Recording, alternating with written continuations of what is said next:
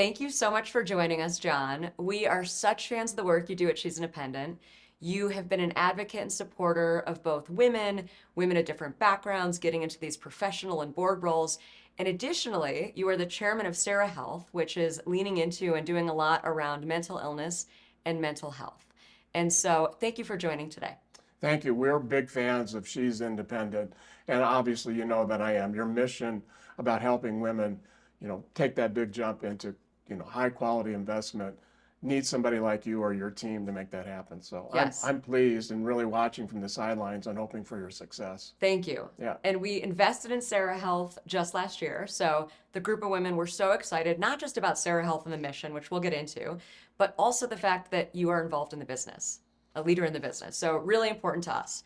So let's kick it off with speaking to CereHealth a little bit. Tell me a little bit about how you play in and how you address, mental illness and mental health. Well, I'm not a healthcare professional by any chance. I've got a strong background in data analytics, going back for 3 or 4 decades. In my case, I thought that there was an opportunity to be able to employ some of the kinds of things you see with Google and Amazon, where they're taking pieces of information that you give them freely and determining buying patterns and things like that. For me, it looked like that could correlate to being able to unravel some of the mysteries of mental health disorders in particular. And whether those were created by a toxin or traumatic brain injury, it didn't matter. It seemed like to me data was a smart thing to really approach this problem with. So I am currently the chair of the board and an executive director, and letting our team work their magic because they're way better than I am at this point in time. Great. And I think you do so much in terms of the business of being data driven and, again, doing more with the diagnostics, I think, than Yes. a lot of the other kind of companies or let's say healthcare professionals, do day to day. And so I know that's part of why I was very excited to invest. Um, Something that we learned around the fundraise and around you taking our capital was you were seeking a certain type of investors that really cared about the mission. Can you share a little bit more about that? Oh my gosh, that's a great observation. We wanted people who were passionate about mental health disorders or other kinds of issues that could surface, like Parkinson's or Alzheimer's, more neurological. But could we have people who are passionate to try to fix the problem? Almost all of us have someone who has ADD, ADHD, served in the military, played athletics, or whatever. So it almost always touches a family member. And if we could get those people involved, they may be able to open up doors for us. They have a passion about giving us dollars to go after these really hard to diagnose conditions, and then what can you do about it? So that's Yeah. the profile of the investor that we have today. Yeah, and one of the things I remember you said during the fundraise or during the efforts of additional, funding was because you had people that were so mission driven, they were supporting you no matter what. And I think, especially when you get into a tough market, you never know what's going to happen with the business. It's really important to have those investors that are truly aligned. There's no question about that. And with the recent economic situation going on, investment, people need to be really particular. I know I am.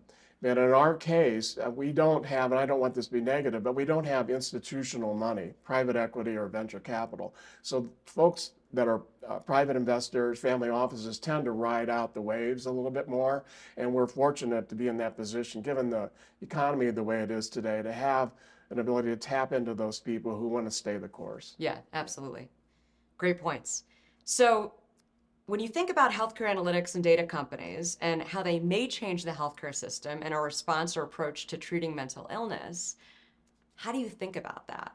Recognizing that companies like CereHealth, and I think you're, fairly unique, but how do you think you're going to touch the system? How do you think that, it's going to evolve to meet you? Well, let me give you a scary data point. There were more suicides in youth in last year, based on the state mental health data, than there were kids dying of suicide than car accidents Wow. in the state. It became the largest killer, if you will, of teens and youth. That is scary. That trend appears to be consistent. So if you just take that aspect for what CereHealth does, can we take family history, major depressive disorder data, situational analysis around what kind of social pressures are there, economic issues, blood phenotyping. Combining that together, can we provide data analytics to give a psychologist, a psychiatrist, or a medical professional information that says, hey, I better be on guard here? Is there a chance that we can give them some early predictor of patterns associated with that?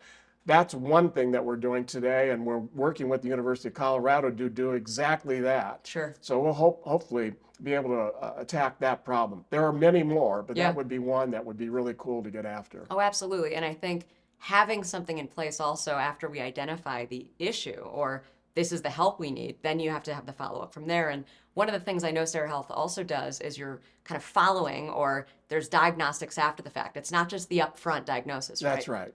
Yeah. So you brought up the $64,000 question. Terrific, John, that your company is providing information and maybe predictive analytics. But what do you do about it? Right. And so for us, it's about now partnering with innovative companies that are, into the kinds of, whether it's pharmaceutical or it's some sort of hyperbaric chamber device kind of thing. We don't care. Yeah. Just figure out what's the right thing to do or what's the right sequence to do. So for us, it'll be evolving into those who are trying to attack the problem once we give them enough information. And that's our skill set for sure. Great. And that's exciting. Yeah. So I want to transition over to your work, supporting and advocating for women. Again, I know it's all women, but you really like to lean into women from diverse backgrounds. And you support them in landing these executive and board roles and, developing them. When did you first get into this work? And, can you share a little bit about your approach to it? Sure. I mean, this is always a mysterious question to me. So I played in a high school band and I was third trombone, and had there been a fourth, I would have been fourth. All right. But the quality of the band didn't seem to be tied to age, women or men. I mean, if you go look at an orchestra, you got, the best person to be the lead trumpet or whatever. It could be a man, it could be a woman, it could have been a freshman, it could have been a senior. If you go to college sports, which I played, you put the best team on the field. So in transitioning into business, and I was fortunate enough to work for Xerox, we had a cadre of women. And as I became a manager, I wanted to put the best talent in the position for sales to be able to beat IBM or, overachieve goals. So for me, it was going and finding talent. And talent comes in different flavors, colors, women versus men. It didn't matter, get the best talent. And that has been a winning formula. Now, where the evolution occurred is, okay, these are high potential people. How might I, based on my experiences, help them move through their career pathing? And it was at the grassroots level. So it might have been to be their first manager job or their first director job. And I try to pull on my experiences of looking at objectively at things, coaching and counseling, mentoring, trying to be really frank and blunt about where weaknesses and strengths were. Where, in fact, could you go do more development? So for me, it evolved right out of the chute when I was in my late 20s, trying to help people move along. Guess what happened? When they did better, I did. Yeah. And so it progressively evolved into an ability that as I started getting into the president or CEO roles, my gosh, let's find talent. Yeah. Get that talent in position, try to help them move up the ranks, and if we can get them promoted internally or even go to a new job where they were a CEO or a board member outside the company, that is a huge win. So that's worked out for me now. I'm talking 1980s, so however many years is that? Yeah. But almost 4 decades probably. One of the things that came up for me when you were sharing that is that our investment group, which is very much women first, we lean into women owned, we lean into how do we get more women into investing. We have people from all different backgrounds, right? Predominantly women, but women from all over the place. And it's not groupthink, everybody has a finance background. And there's something so amazing that happens when people have different disciplines, different mindsets, different, perspectives. And so it's something that, I know also is really impactful in a corporate environment, but we very much at She's Independent also operate in a way where we really celebrate, I think, the diversity of, the different people in the network. I'll bet you that, Natalie, that when you look at putting this She's Independent team together of investors, that you're going to have Latino, you're going to have African American, you may have Asian, you're going to have young and old. Yes. So when they come in to take a look at a company you might be evaluating, I will bet you that somebody has input that you'll take into consideration that you hadn't thought of. Absolutely. That they know something about the market, or they've got a friend who works for Procter and Gamble, Yep. or they've been in the grassroots of where things might not go right on international marketing. I would gather as you get that diverse talent, they will contribute in the long run in so many immeasurable ways, and the law of unintended consequences end up being a benefit. Yeah. And one of the things, we were chatting a little bit about before this kicked off was, how are you supporting or getting these people into positions where they feel confident enough to be able to contribute? And I think, again, whether it's at She's Independent Investments, whether it's, within the corporate environment. And so getting individuals where, again, it's, I didn't have the finance background, but you have this tremendous asset, right? Yeah. And getting people and supporting them and making sure that they know that they, have this talent, that they have these skills. It's something that I know we've really worked on, and I haven't seen it done well with a lot of other groups out there, especially investment groups, but I think also in the corporate workplace. So thinking through how others who maybe didn't in their 20s, like John Kelley, recognize the importance of how do I celebrate, support, and work with, all these different people from different backgrounds. How do we think about potentially giving advice to others? I mean, is there any lesson or anything that you could say to others that say, well, how do I support that kind of younger or, diverse talent that doesn't look like me? Well, I know that we idolize a lot of, you know, tremendously unique individuals. Let's use Elon Musk or Steve Jobs, right? Yeah. And I want to give them a lot of credit. But in my experience, if you're a regular human being, teams win. Yeah. And that's how you can offset some of the superstars that we think about today. So when you have teams, they pull on each other. I'll use the music analogy. During a performance, the musicians talk to each other. It isn't just the conductor. They're trying to work in harmony or a certain beat. They communicate. And I strongly believe that teams communicate can help out the whole. So I am a strong believer in team concept. Sure. Because when that's been good for me, again, without taking away from any of the superstars in the industry today. Yeah, that's great advice. All right, so let's spend a little bit of time talking about women in investing. I know this is a little bit of a wild card. We didn't talk too much about this before, but how important do you think it is for women to show up and to start allocating capital? Well, you probably have better statistics than me, but I think half of the wealth in America is owned by women, right? So what do they do about that?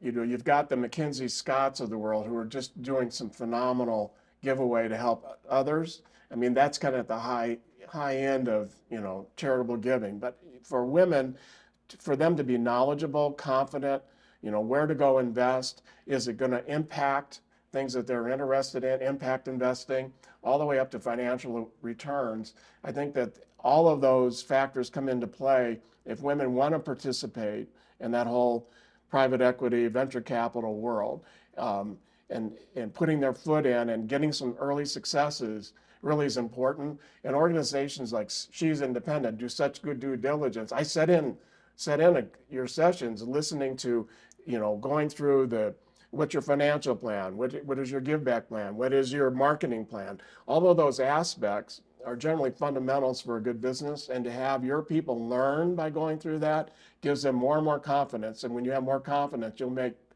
I think, better decisions. Yeah. And I would add to that, I'd say by women stepping up and not just owning, let's say, half the wealth, if that's the number, but by being a part of, those money flows and changing their mindsets, I think we can evolve and, change things and say, what are we doing to actually help our women and celebrate them? Whereas historically, as an example with medicine, since we talked about healthcare a little bit, if everything's funded to say what happens within the male's body, we're not learning about women. And so when women start investing, women start allocating, then we really start making a change, I think. And one of the worst stats, and the one that we talk about all the time, is less than 2% of venture funding is going to women-owned businesses. So a really tough number, but when you look at the data around success, average time to exit, all of these things, those women-owned companies are actually doing really well. So it's something that we're excited to step into. Yeah, the statistics really show that good governance, and having been on 4 public boards, having a diverse set of directors, having been head of nominating governance in most cases, getting that diverse set there is important. Yeah. And having women of color, you know, and I think age is playing into a lot of it today because of social media and more awareness around technology. It's a personal opinion, but you know, having the opportunity for women to really get in it and make a difference. I think that the success rate for companies with women on the board, it far outpaces the S&P in terms of the performance. Yeah. That ought to be a pretty good signal whether things are of success, whether things are down in the dumps in 2007 and 2008 are really high flying, that no matter what, women on the boards end up having a higher performance almost without fail Yeah. than their peer group where they don't. So I think that says a lot about, you know, what women can do to impact, you know, major businesses or up and coming businesses in the United States or internationally for that matter. Yeah, I feel like I need to ask a question about, women getting into the board. I know we've done some Yeah. work in that space. You've given me some advice and I've really appreciated it. I'm on various boards, so it's an exciting journey. What would you say to somebody who today is not on a board, doesn't have board experience, but they're interested in that at some point? I think that I'm going to use the average person, really needs to get through a training session for sure. And to either sharpen their skills of what they already have, get confidence in the areas that they don't have, and to be more fearless about going after the roles. Because most men, and I'll include me, were fearless. I may not have been, you know, the financial expert, or I may not have been a nom-gov expert, but I always said, I can do it. You give me the opportunity, I'll go to Stanford Law School's Board of Governance training, which I did, Yeah. to go make sure that I was, you know, checking all the boxes and was skilled about it. And when you get into the boardroom, you've got confidence that you check the box, you're aware of what's going on. Women need to do that as well. Yeah. I think that is one key step. And you have to go for it. And you have to go for the it. worst thing that can happen isn't even know it's not applying, right? That's Because you right. can learn through that experience. And so we very much are advocates of, and we speak about all the time, how to land the roles. We even support women in our network and people in our network Yep. to land into fractional executive and board roles in our ecosystem. And so Yep. we coach them a little bit, but you're right. I think the training, I think having at least the framework of, and this is how a board operates, all really important stuff. It does help too to have somebody like me, and there are a bunch of me's out there, Yeah.